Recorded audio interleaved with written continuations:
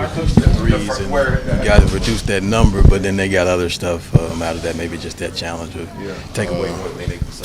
Yeah, I mean, it's a really good team.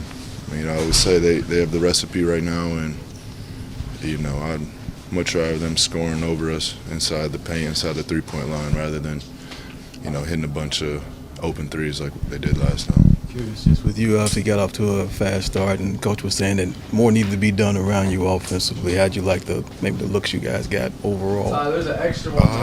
I think we were getting good looks. I don't think we shot it well from three.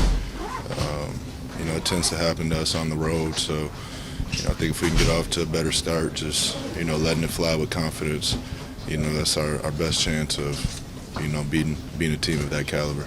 Curious, obviously you guys haven't had a losing record since 1920, and now you're having one. Just maybe how are you processing that?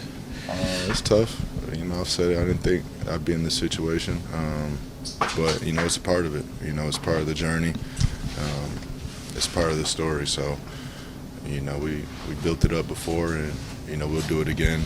I trust everybody in here. So, finish this thing up the right way, keep playing the right way, and already start thinking on how we can prepare to get better this summer, and just continue to get it back to where it was.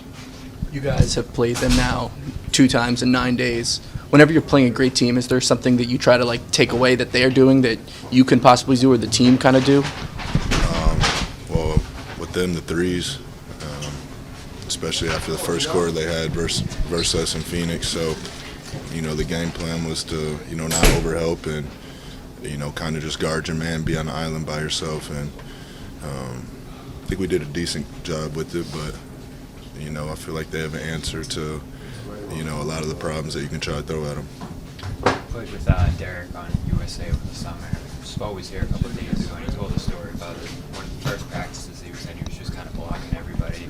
Do you remember that? And what stood out most about him just being around him over the summer and playing with him? I mean, I've been a fan of his game before that moment.